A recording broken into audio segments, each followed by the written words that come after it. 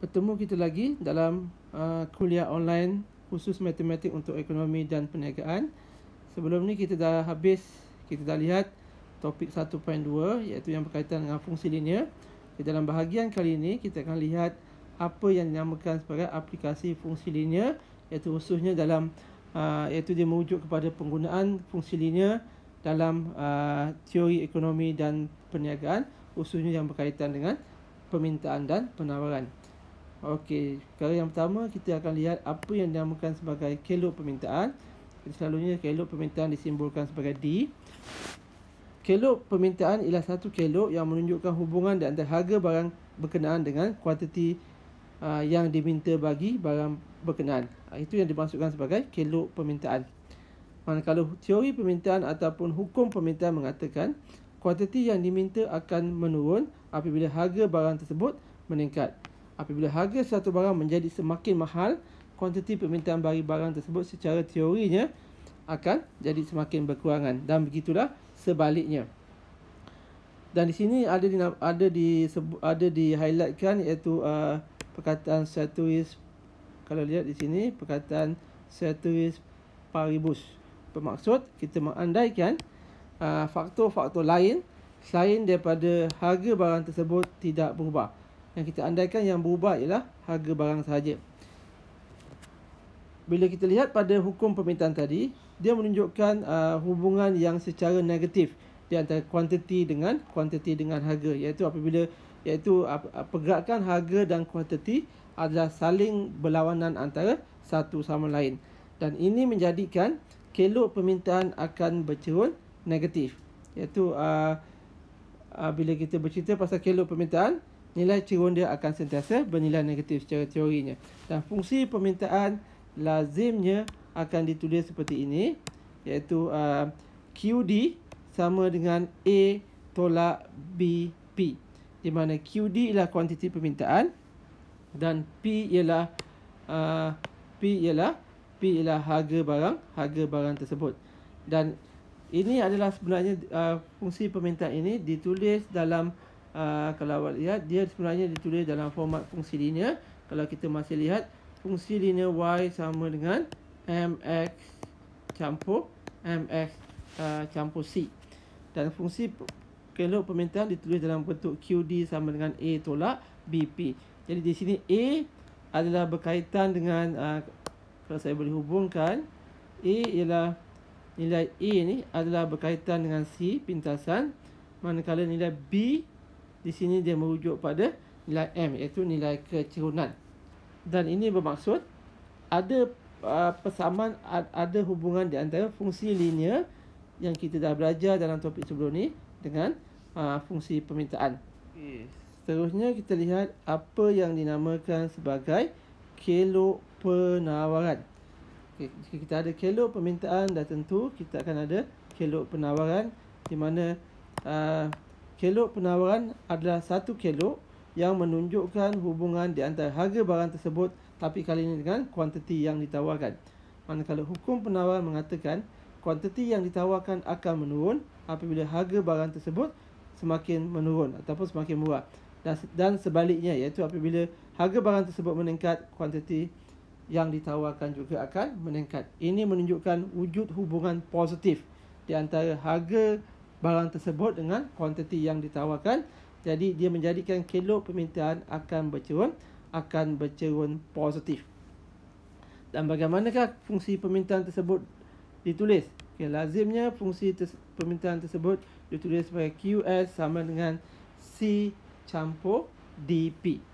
Jadi dia juga adalah sama dengan format fungsi linear yang saya tulis tadi, iaitu Y sama dengan MX campur C.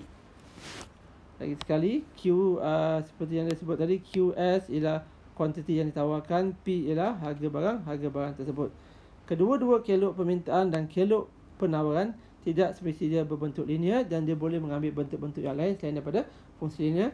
Bentuk-bentuk yang lain tersebut kita akan belajar di bahagian-bahagian yang lain nanti. Bagaimanakah bentuk kelok tersebut bila kita lukis? Bila kita lukis kelok tersebut, fungsi kelok fungsi permintaan dan fungsi penawaran adalah seperti yang ditunjukkan. Yang berada di sebelah kiri ini ialah kelok permintaan, yang berada di sebelah kanan ialah kelok penawaran. Kelok permintaan dilabelkan sebagai D, kelok penawaran dilabelkan sebagai S. Dan ini adalah contoh bagi kelok permintaan yang tidak berbentuk linear. Dan perlu ambil perhatian di sini, apabila kita melukis kelok permintaan, kita perlu pastikan paksi melintang ialah untuk kuantiti, paksi menegak ialah untuk harga. Jadi untuk kelok permintaan, paksi melintang ialah kuantiti yang diminta, paksi menegak ialah harga barang tersebut. Begitu juga bagi kelok penawaran yang bercerun positif, paksi melintang ialah kuantiti yang ditawarkan, paksi menegak ialah harga barang tersebut. Jadi kalau kuantiti yang ditawarkan, okey, sepatutnya sini ialah QS. Okey, ini bentuk umum bagi fungsi permintaan dan fungsi penawaran dari segi persamaan dan juga dari segi kelok dia. Okey, katalah saya nak lihat kita lihat satu contoh untuk kita memahami bentuk fungsi permintaan tersebut.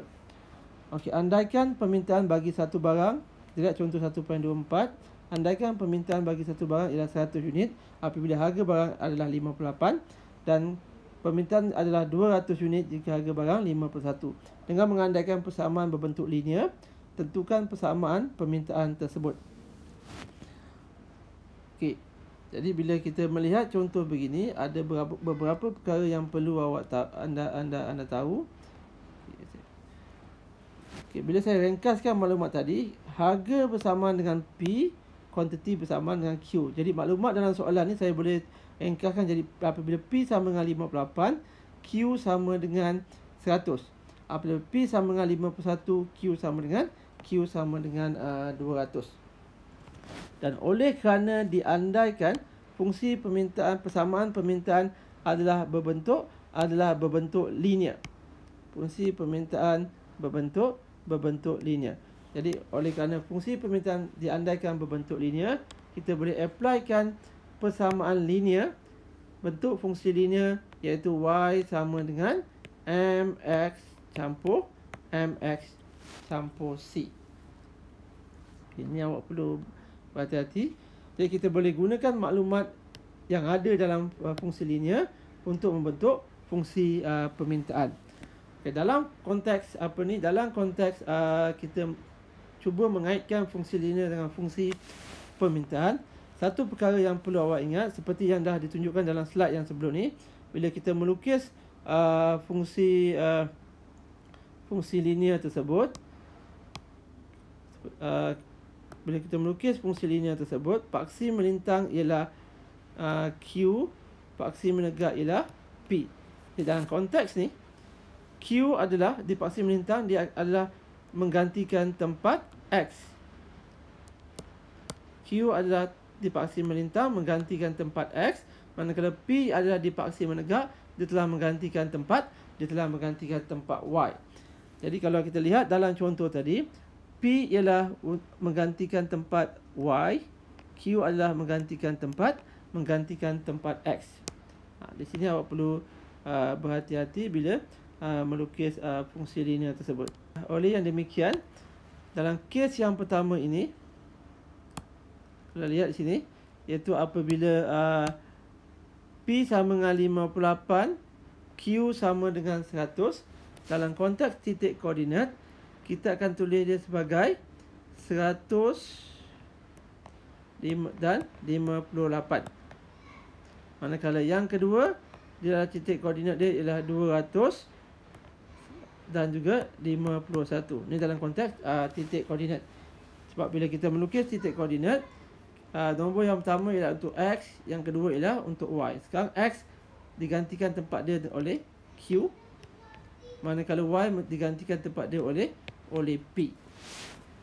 Dan untuk mendapatkan fungsi permintaan dalam konteks ni, sebelum tu saya akan tuliskan fungsi permintaan dalam bentuk linear. Kalau berdasarkan contoh tadi, bermaksud kita akan dapat fungsi permintaan P sama dengan MQ campur C. Iaitu saya just convertkan Y kepada P dan X kepada Q. Jadi untuk mendapatkan fungsi linear, kalau awak masih ingat, dalam kuliah sebelum ni kita perlukan persamaan Y tolak Y1 sama dengan M dalam kurungan X tolak X1. Okay, tapi sekarang kita dah ubah dia kepada bentuk P dengan Q. Jadi persamaan tersebut kalau disusun balik, kita perlu dia akan menjadi seperti ini. Iaitu P tolak P1 sama dengan M kali Q tolak Q1. Jadi di sini kita perlukan beberapa maklumat. Yang pertama kita perlukan maklumat M. Yang kedua kita perlukan maklumat P1 dan Q1. Dan untuk mendapatkan M ialah kecunan. Okey, M adalah kecunan. Nilai kecunan akan menjadi seperti ini. Itu M sama dengan P2 tolak P1 bahagi dengan Q2 tolak Q1. Okey, di manakah P2, P1, Q2 dan Q1?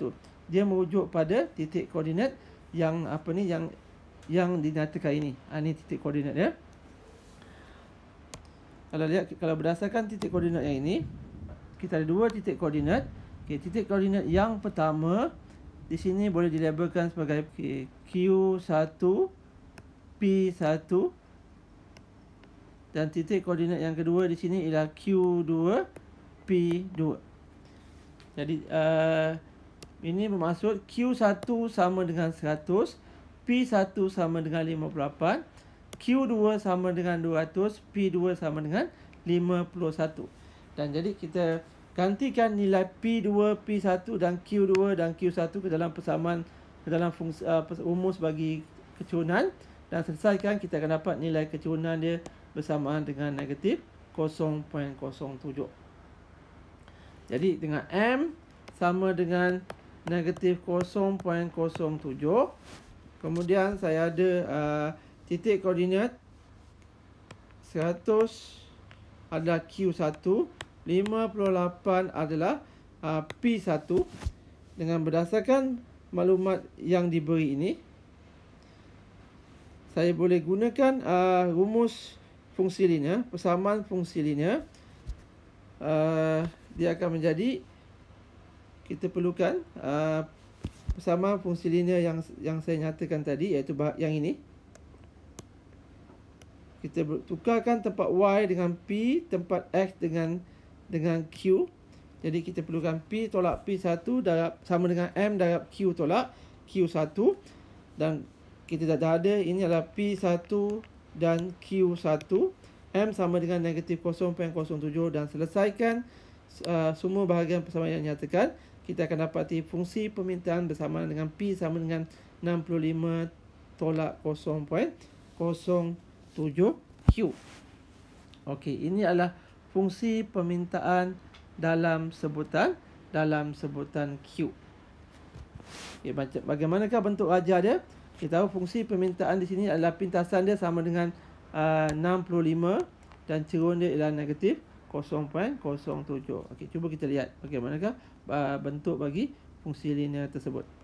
Okey, ini adalah bentuk fungsi permintaan apabila kita melukis fungsi permintaan P sama dengan 65 tolak 0.07Q, di mana pintas dipaksi menegak ialah untuk P, paksi melintang ialah untuk Q. Okey, jadi kalau kita lihat dalam konteks ini, bagaimana kita nak melukis dia, pertama kita perlu pastikan pintasan dipaksi menegak dia ialah 65 seperti di sini. Manakala kecurunan dia ialah negatif 0.007. Dan oleh kerana dalam teori ekonomi, harga mesti sentiasa positif dan kuantiti mesti sentiasa positif. Oleh yang demikian, apabila kita melukis fungsi linear, kita perlu pastikan kelok tersebut hanya wujud di bahagian P positif dan Q positif, seperti yang saya highlightkan ini. Kalau lihat di sini, Itu bahagian yang ini saja yang saya highlightkan saja, bahagian ini saja fungsi tersebut akan wujud. Kerana di bahagian-bahagian yang lain, contohnya kalau saya sambung kelok tersebut, bahagian garis-garis yang putus ni, ini ialah bahagian di mana kuantiti negatif. Dan bahagian yang di bawah ini, kalau saya sambung kelok tersebut, itu adalah bahagian di mana harga ialah negatif. Oleh kerana harga mesti sentiasa positif, P mesti positif, kuantiti mesti positif, kelok tersebut hanya wujud pada, lagi sekali saya tekankan, kelok tersebut hanya wujud di bahagian di mana P positif dan Q positif, seperti yang saya highlightkan ini saja. Jadi bahagian yang lain, garisan putus-putus tersebut, awak perlu padam dan tak perlu lukis bahagian tersebut. Sekiranya anda lukis, dia akan menjadikan fungsi permintaan tersebut adalah salah. Okey, ini contoh bagaimana kita nak melukis fungsi permintaan yang berbentuk linear. Okey, jika anda lihat muka surat yang seterusnya, iaitu pada contoh 1/52, ini adalah contoh yang berkaitan dengan fungsi penawaran, iaitu apabila harga P sama dengan 58, Q sama dengan 150. Jika P sama dengan 51, Q sama dengan 100. Jadi di sini kita ada dua titik koordinat, iaitu seperti yang dinyatakan. Okey, cuba kali ini bahagian ini saya tinggalkan untuk anda buat ulang kaji untuk menguji sejauh mana pemahaman anda untuk mendapatkan fungsi penawaran yang berbentuk linear. Konsep dia lebih kurang sama dengan fungsi permintaan tadi. Cuma kali ini fungsi penawaran yang anda dapati adalah akan bercurun positif. Lagi sekali kita perlukan M, kita perlukan P1, Q1, dan untuk dapatkan M, rumus dia masih sama, iaitu anda perlukan P2, P1 dan juga Q2 dan Q1. Dan bila anda lukis kelok tersebut, bentuk dia lebih kurang begini. Anda akan dapat dia adalah bercurun positif. Dan lagi sekali, perkara yang saya nak tekankan, bila kita melukis fungsi